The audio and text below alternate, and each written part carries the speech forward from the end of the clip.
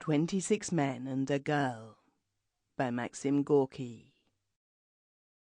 There were 26 of us, 26 living machines, shut up in a damp cellar, where from morning till night we kneaded dough and made it into krendels and sushkas.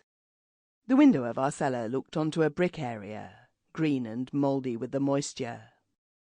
The window was protected from the outside by a close net of iron bars, and the light of the sun could not penetrate through the panes covered with flour dust.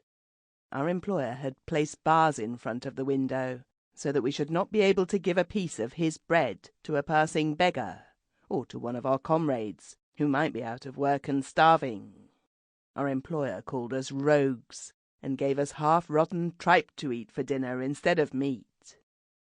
It was close and stuffy for us, cooped up in that stone box, beneath the low, heavy ceiling, covered with steam and cobwebs, and within the thick walls grimy with dirt and mildew. We would rise at 5 o'clock in the morning, only half awake, and at 6, dull and listless, we were already seated at the table, making krendels out of the dough that had been prepared for us by our comrades while we were asleep. And the whole day, from early morning till 10 o'clock at night, some of us would sit at the table, rolling the yielding dough with our hands, while the others were kneading the flour with the water. And the whole day long the simmering water in the pot, where the krendels were cooking, sang low and sadly, and the baker's shovel scraped harshly and viciously against the oven, as the pieces of boiled dough were thrown onto the hot bricks.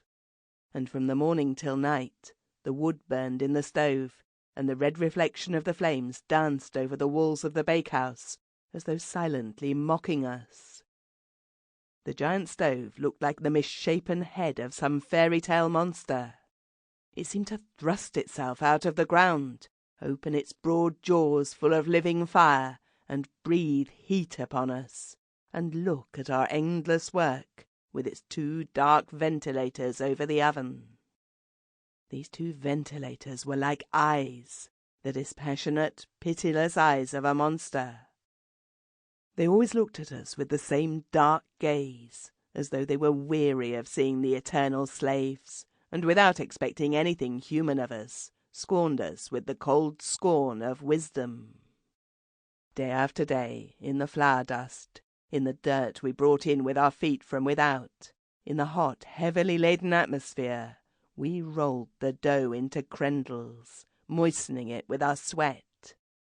We hated our work with a point. Sample complete. Ready to continue?